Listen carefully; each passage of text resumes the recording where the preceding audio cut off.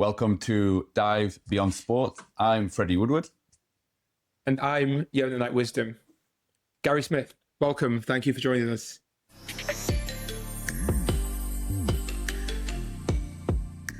I want to come back to something a point you were touching on before in terms of obviously trampolining not being in the Olympics when you started, then it becoming an Olympic sport, and then you obviously making it in 2004.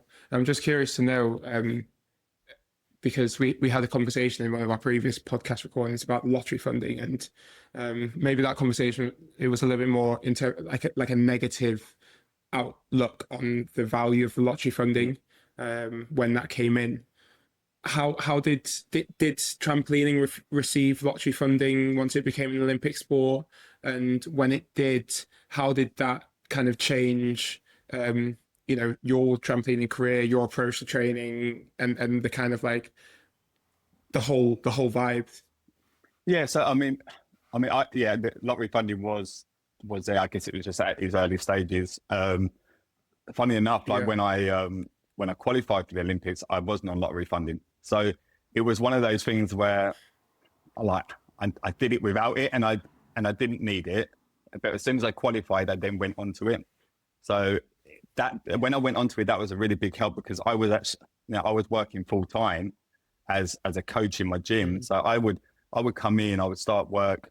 Well, I would come in maybe at 10. I'll do an hour training, like 10 to 11. I would coach 11 till 7, and then train again 7 till 8:30.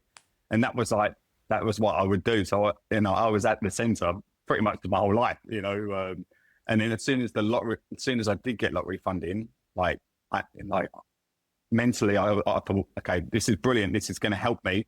So I cut back my hours, but I knew that I wouldn't rely on it, because I still, I just knew at any point it could go, and I still had to, and I still, at that point, I wanted to still develop as a coach as well. So, I still wanted to continue to coach. So, I had a positive experience with the lottery. It really did help me. And then when I did make the finals for at the Olympics, I then went up another band, which was great and supported me even more than for me aiming for Beijing, which, unfortunately didn't happen, So, but,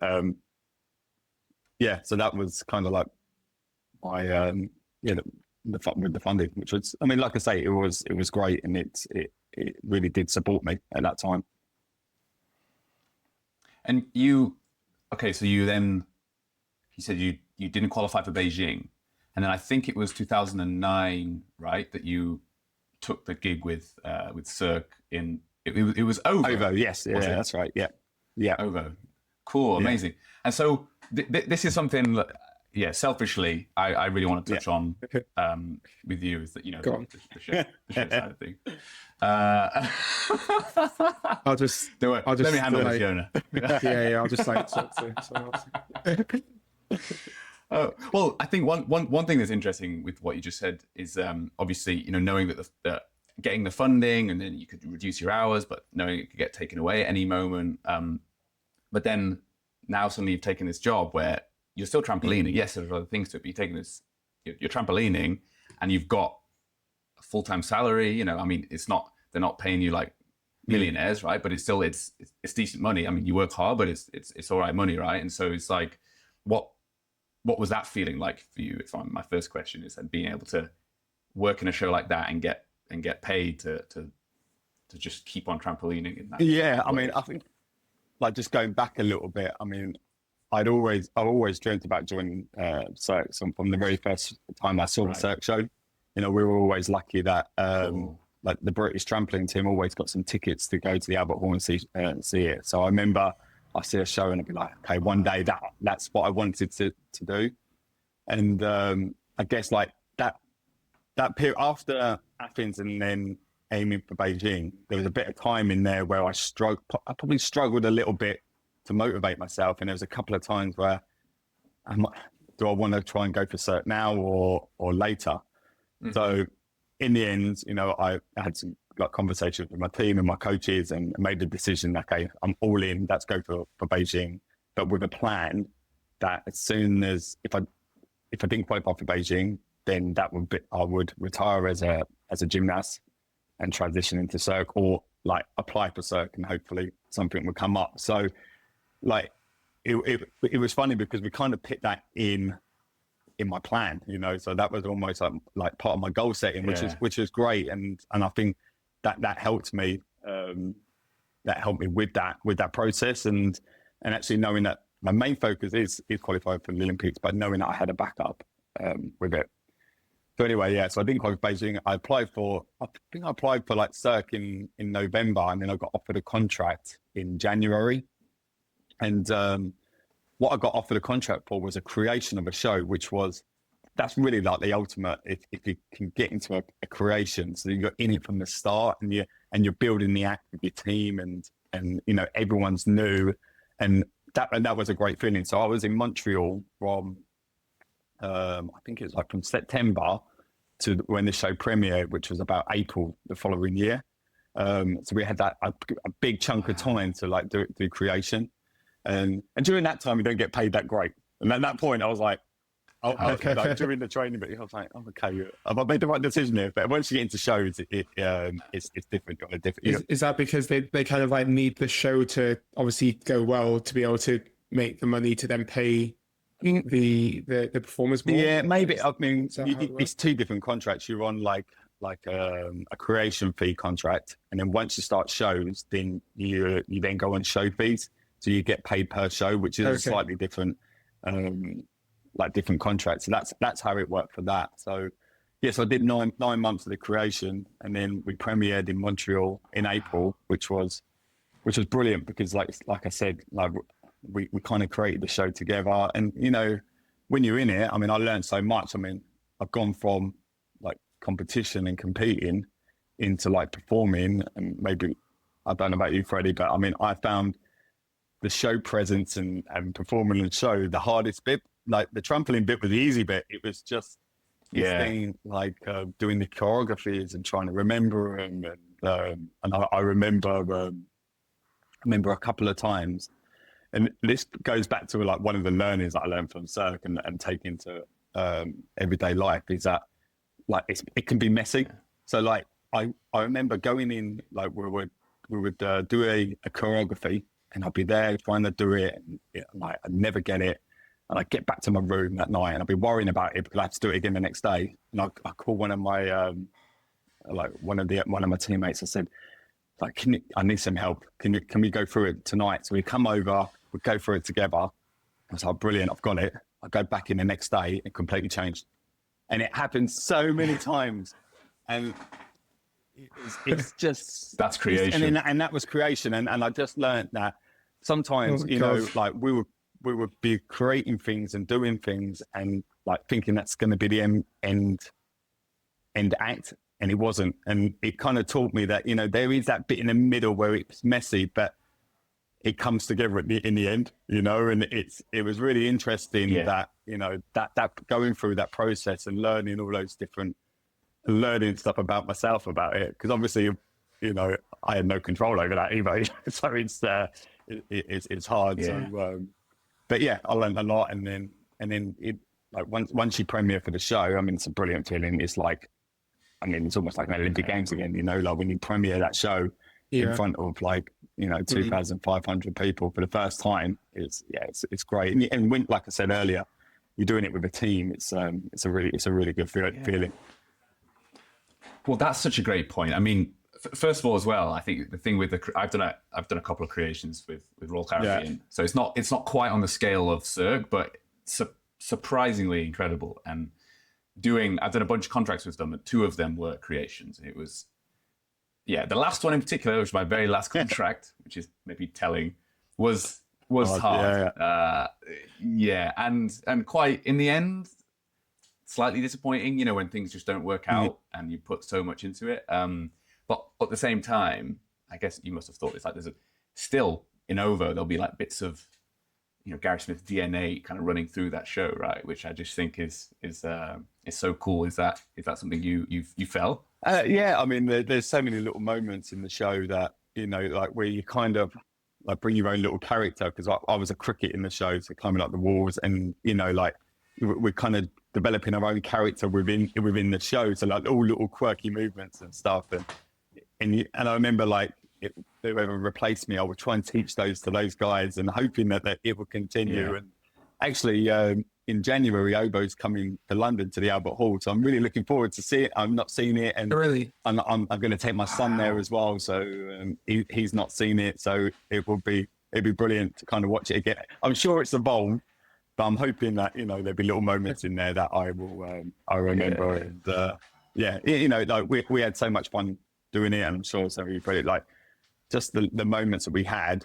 And when you're doing the show over and over again, you just find those moments where you can connect with your friends at certain moments in the show, which no one else really knows, because it's a great feeling. And I'm still in contact with loads of those guys now, and super good team.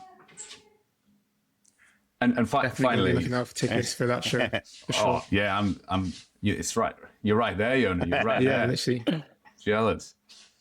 My one kind of final point on this is just that one of the biggest things for me with performing is I don't know if this is going to be the case for you guys, but it felt like actually why did I take diving so seriously? I realized some of the sort of the blocks that I'd created in my head. Things like I go on a 2-week holiday and then I come back and like my level has decreased by a huge amount, and it's going to take me probably 3 months to claw back to where I was before the holiday. Those sorts of things, or like I can't do this dive then, or it's like I don't want to do that dive after this dive because it might go weird on the twist or whatever. Suddenly, when it came to shows, like a lot of that stuff, just you're like, because you just have to, like you were saying, the first thing you do is jump off a 5-meter wall and bounce. There's no, it's you just put in this environment where you just have to do it. But then you learn that you can do it. Yeah. Like why was I so uptight? It's so true, because I remember like even we'd have tour breaks with the show, and I have like 2-3 weeks off. I come back and we get like maybe 3 or 4 days training, which is 45 minutes because everyone has to use the stage 45 minutes a day, and then so you have 4 trainings and then bang you're straight performing again. So and I was like. Similar to you, it would like when I was trampolining, especially when I got older, I was like, man, I've got a 3-month program to get myself back to where I originally was after having 2 weeks off. Yeah. So like you say, exactly. like I guess when you have to, that you can get yourself back into it. Yeah.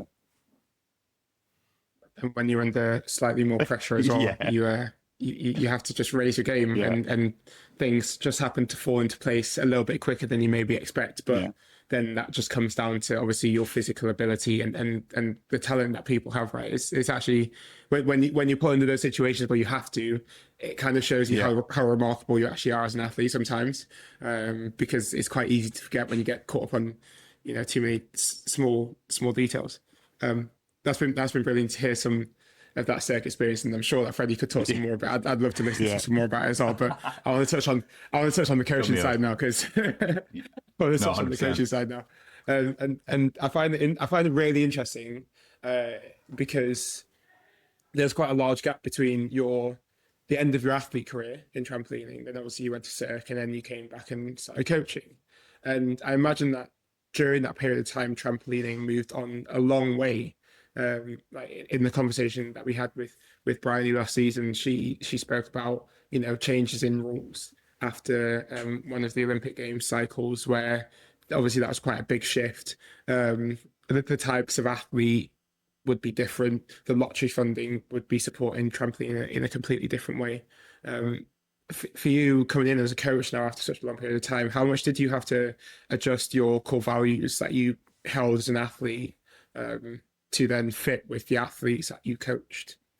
Yeah, I mean, I was fortunate enough that while I was at Cirque, I was also coaching. So I was an artist coach within Cirque. So because I mean, like going back, I was always kind of coaching when I was competing. So I was still very much interested in that. And then so when I was at Cirque, I did 6 years as an artist, and then I transitioned from an artist into a show coach. So I ended up going to another show to become the the acrobatic coach on a show called Curious, which was another touring show. And then I ended up in Vegas as a coach on the Michael Jackson show. So I was still kind of coaching and being involved in that, but obviously it's very different from coaching in shows and going back into competitions. And when the opportunity came up to, like, as the national coach, it's just one of those that, like, it was an opportunity, that something that I've always wanted. Like, you know, I had another one of my goals was to, you know, one day become national coach, and I saw the advert come up, and I thought this would be a great opportunity, and they don't come around very often. So then, so I applied, and you know, and I know, like, trampoline had moved on, and I reached out to the head national coach at the time, which was Tracy, and she we had a good conversation about it, and I was supporting her as she was head national coach. So my role was like, you know, like a national coach as she was head national coach.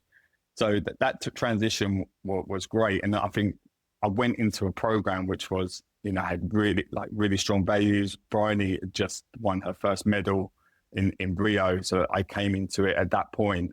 So, you know, I learned a lot from those guys, but brought my experience as an athlete. So, you know, I learned a lot of my experience of going to the Olympics and then coming in and then being able to support the gymnasts in preparing for those big competitions, and, you know, like being there, done that, and then being on the side and supporting them. So that was kind of like, you know, I felt like one of my, like, super strengths was that support for them, like, as like an athlete that's been there. So yeah, it was. I mean, it was a good experience. It was very different than obviously Cirque, and then coming back and stuff. And yeah, it was. And also, what I mean, for me, I was living in Vegas at the time, and so we then moved from Vegas. My wife was pregnant with my son, so it was a really big change, and coming back. But it was a great experience, and like I said, one that I've always wanted to do. But you know, there was also, like, challenges in it as well. You know, I was always away from my family, especially when I had the newborn and the young ones. And that was quite challenging on that side. But I had some great experience. I was fortunate enough to support Bryony and Laura at the in Japan for the Tokyo Olympics. So that was another great experience I had. So yeah, it was it's like, just looking back, like on the beginning, like, just, it's funny that starting off in the trampoline recreation just opened up so many doors and opportunities for me. It's great. Yeah. And like, it's nice to talk. It's just good to talk about it as well with you guys. So it's fun. Yeah, no, I can tell from the conversation that you're actually just really enjoying reminiscing, but I'm actually, like, and Freddie as well, I'm sure, I'm taking so much from this, because a lot of the things that you're saying, it, like, really is, you know, actually quite reassuring for me to hear in certain ways, because, you know, it sounds like coaching was always part of your planning and part of your kind of goal, and it just so happened that the opportunity came up at a good time for you to take it, which is super cool. And, you know, that's similar to me. It maybe wasn't necessarily as much of my plan to coach. You know, I actually wanted to be able to step away from diving for a little while and test myself in a different way, and then maybe come back. But I funnily enough saw so many people trying to do that and then always just get dragged back to diving anyway. So I was like, I might as well just stay around whilst I'm still relevant. That'll help. But like, you know, similarly to you walking into an environment where you had Bryony, who'd just become an Olympic medalist. You know, I'm in London now, where we've got 3 Olympic medalists within our group. They've just come off the back of the most successful Olympic Games in British diving history. There's been a lot of change with the support staff, with coaching. I'm now in there myself, and it's like we really need to keep this momentum going. Like, there's serious pressure to keep this going, because the funding relies on it, the management relies on it. The athletes expect such a high level, so like, I'm in here and I've really got to try and, like, deliver, and am I capable of that? I'm only 30 years old, just walking into it with very minimal coaching experience, very minimal life experience, but actually, exactly as you said, you can draw on that Olympic experience, even though it was maybe a slightly bigger gap from when you went to the Olympics to when you started coaching in that environment, it's still relevant information because it's always the same process, right? Performance sport is always a similar process. And communicating that and supporting athletes through understanding how to get through that process is what it's all about. So, that's super reassuring for me. There's one other thing actually. I'd love to know, like, which. Go ahead. Go on. Sorry, before, you touched on a few things there, and I thought, like, one other thing which I thought was great, like, because I'm also from my Cirque experience, like bringing that performance almost back into sport, just seeing it from a different side. Because I remember when I came back into coaching, like sometimes you're drawn to like people like when they're competing, and it's like about their presence and how they show up, and I felt like that was something that we could probably learn from the performance environment and bringing it back into sport. And that was something that I didn't know before. I only knew that from being a performer, and it kind of it helped. Like I could use that in my coaching as well to kind of get the best out of the athletes. Sorry about that. No, that's a super point. interesting point. Yeah, absolutely. Yeah. And maybe Freddie, you've got some value in diving if you want to come back and know how to perform now.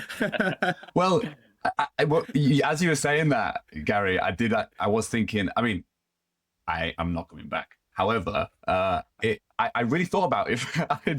I did think about it for a time. I thought I've learned a lot here, and there's a load that I feel like I could, there is a load of value I feel like I could give if that was what my goal was, because it's it's true. It's that perspective shift. Yeah.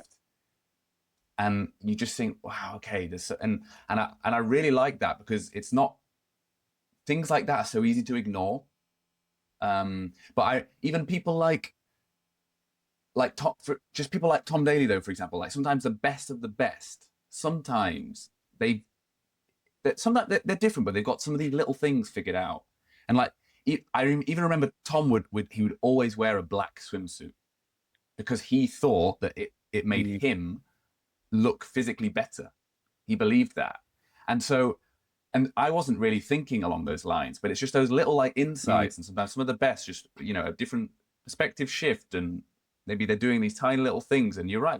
The judges aren't even maybe going to realize that they're thinking it, but they're like, oh, this person, like, they look like they mean business. Yeah, especially on the like you say, on the judge sport. I mean, it's like, how can you stand out in front of a row of 10 other athletes that are, you're talking about small gains here, aren't we? Like those marginal gains. Yeah. What is that? What does that presence look like? Because it can shift a judge. You just don't know that what the judges are looking for, and they could just like suddenly catch you and think, oh, this guy he's ready. He's ready to perform. Yeah, I did the very opposite. I wore very bright coloured swimwear. I literally went the polar opposite. But you were everyone's favourite. Well, I felt like it brought people's favourite. Kind of showed my personality. I was going to stand up anyway, so I might as well like double down on it. There's just not many people that look like me in the diving world, so I might as well just like really hammer that point back for sure.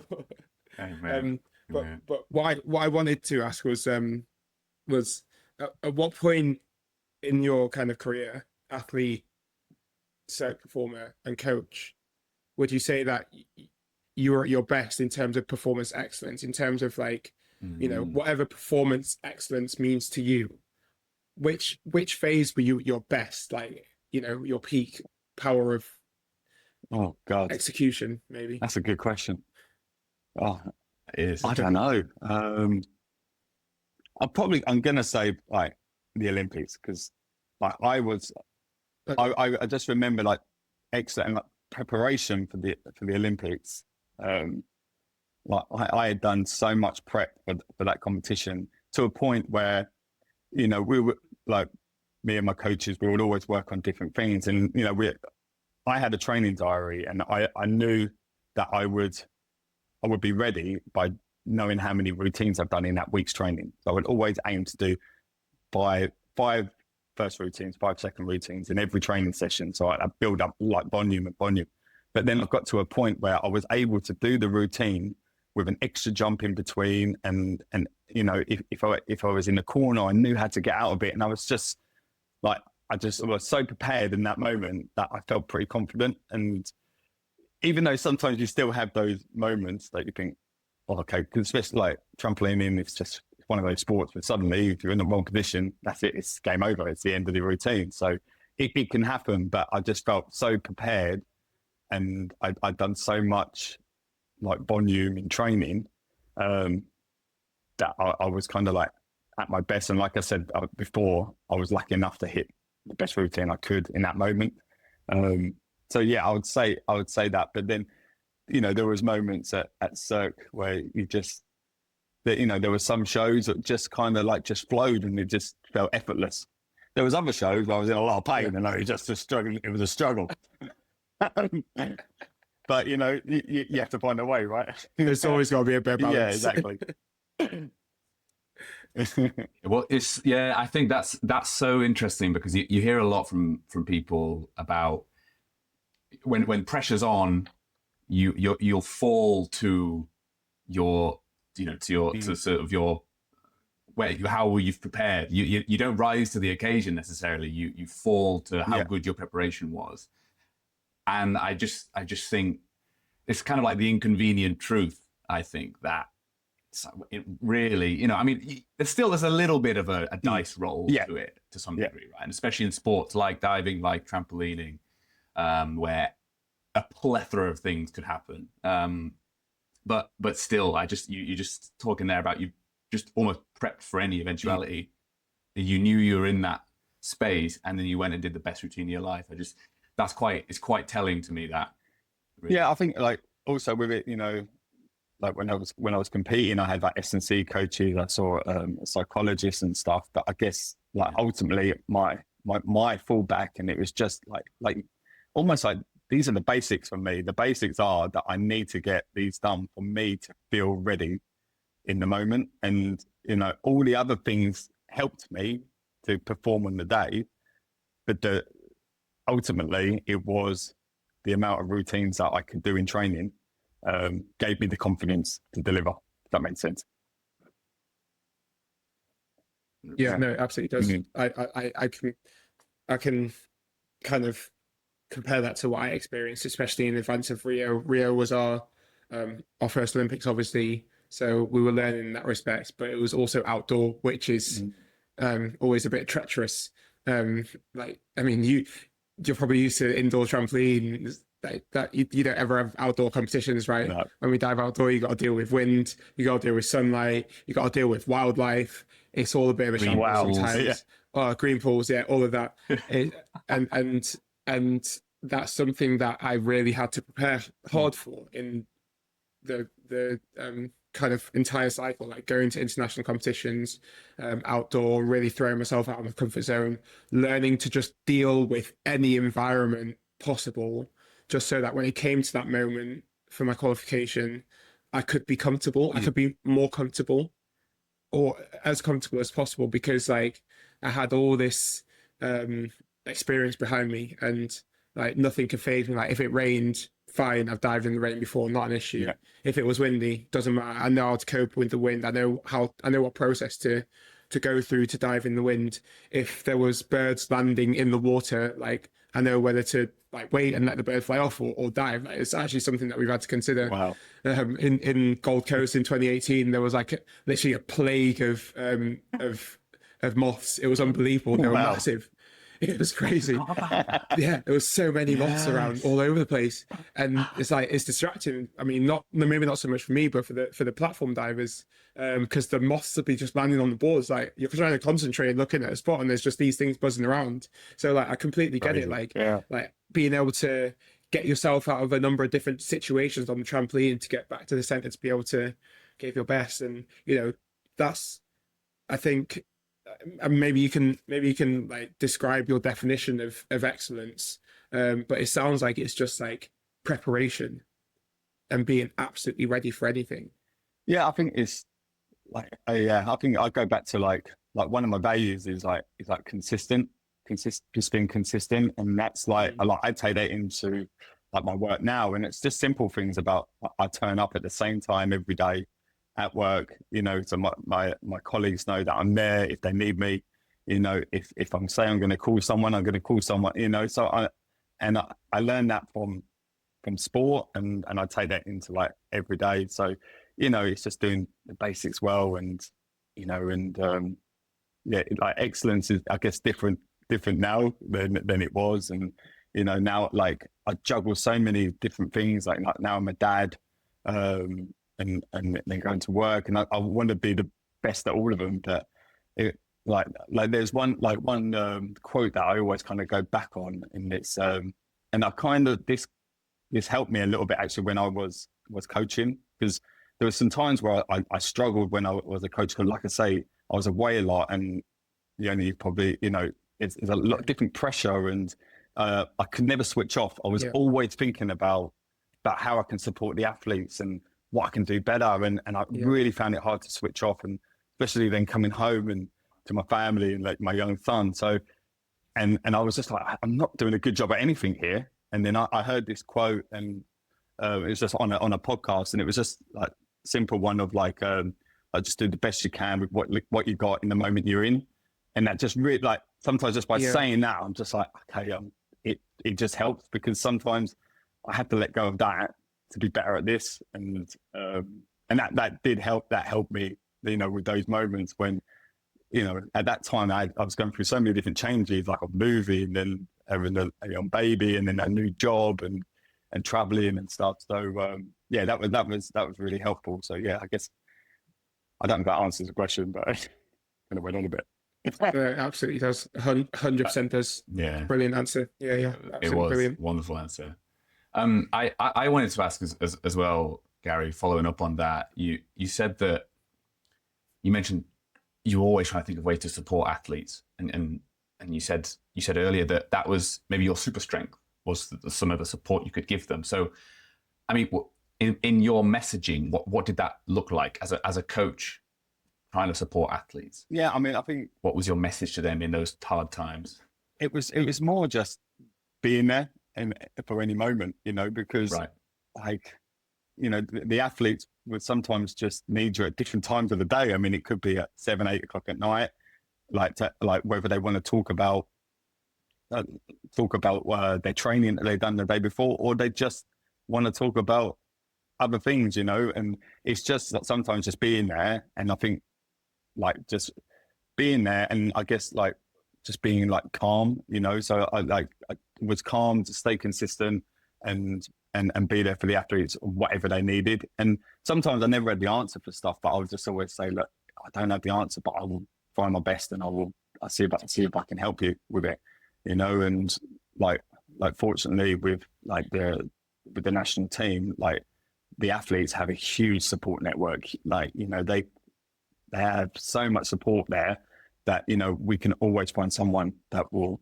if they need it, we can get it for them. So yeah, I think probably from competing and from performing, like, and also like probably another skill that I've kind of learned over time is just like being calm under pressure, because of just being in lots of pressure environments, that it's just knowing that actually it'll be okay, and just trusting that. So I hope that's kind of like, that's what I brought and supported the athletes as best I could on. Yeah, that's the thing with coaching is we don't always know the answer, and even though athletes seem to think that we do. The last thing I have before we wrap is just a general question about trampolining, because it's maybe still not the biggest sport, but so many people have a trampoline, and so many people love bouncing on a trampoline, whatever. What's one thing that you wish people understood about trampolining as a sport? That's a good one. I